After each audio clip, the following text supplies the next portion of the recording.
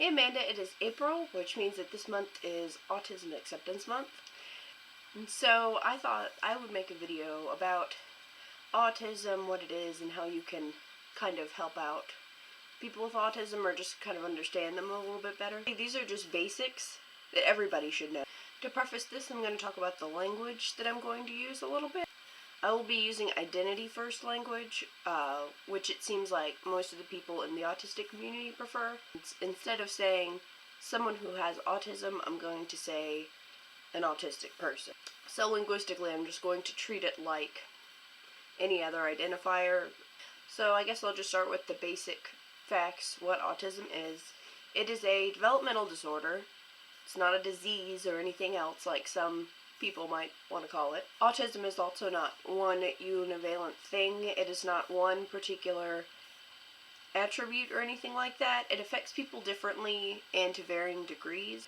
The ways in which autistic people are generally affected are the senses, their language and communication skills, their motor skills, their cognition, and social behavior. And I will put links down below if you want to look more into exactly what it is and different ways that it affects people. In researching this and looking around at what the autistic community has to say about how they're treated and how they should be treated and things like that, most of what I found is pretty basic human stuff that people just ignore because once they hear that somebody's different, all of their politeness just disappears. One of the biggest things that I saw was a need for basic respect. Respect what they do, and respect what they don't want to do. Particularly with the sensory component that often comes with autism, you have to respect what they do and what they don't do. A lot of autistic people will do stemming, or something that they do. It's usually kind of just a repetitive motion. Certain textures and things might do that for them. It soothes them, it calms them down because they like the way that it feels. Along with the sensory stuff.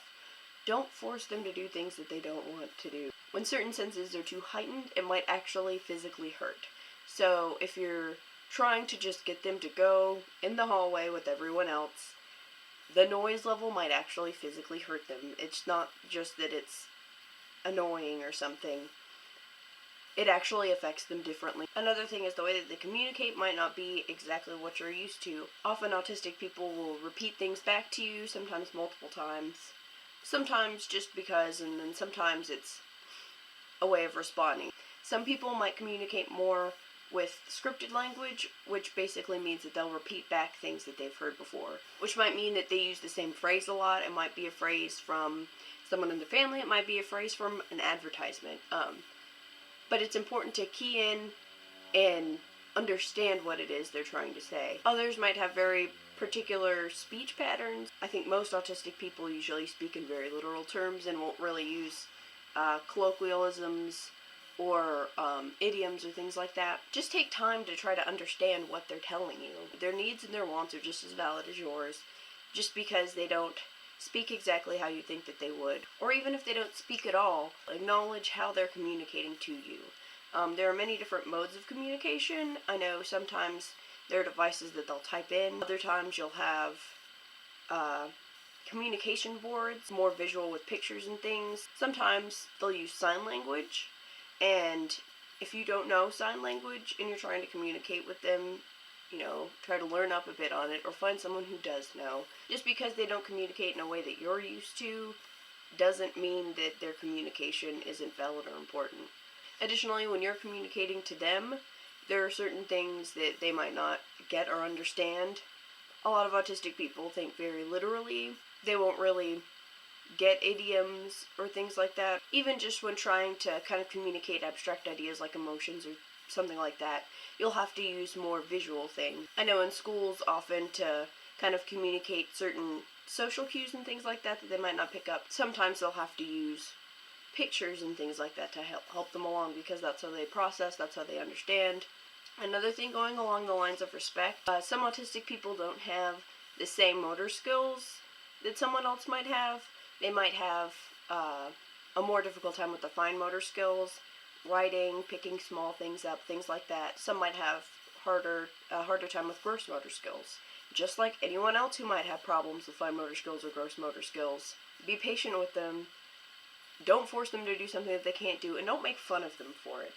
It is astounding what people will make fun of somebody for, just because they can't do it because their body won't let them, and that's really gross. Another thing, respect how they do things. It's easier for autistic people to work when there's routine. They don't really like change. They don't really like doing things a different way, so don't force them to do stuff in a way that makes them uncomfortable. This also seems like something pretty obvious because autistic people aren't the only people who feel the need to have things sort of the same. A lot of people like consistency, and some other people need consistency. Don't intentionally make someone uncomfortable, and if you can go out of your way a little bit to let somebody have that consistency, just do it. It's not that big of a deal. And another thing, with autistic people and with people in general, don't assume things. And that's been kind of a theme throughout a lot of the different videos. Assuming things is very harmful. A lot of people will assume that autistic people are intellectually disabled, or they will assume that they are really highly gifted in one area. So they'll ask them like, okay, so what's your skill? What can you do? Not all autistic people have either of those things that happen. Some of them do. From the statistics, I gather that it was about 10% for both having cognition disability and also about 10% for having that one area that they're super good at. Just like any other person, respect their interests. A lot of autistic people, just like a lot of ADHD people and a lot of neurotypical people, a lot of different kinds of people to different levels, will have certain things that they really like. Sometimes they'll fixate on certain things, whether it be a person or a TV show, a certain function, lights, turning them on and off. Sometimes it might be something more broad like space. They're very interested in space, learning about it. Something more mundane, they might like collecting things.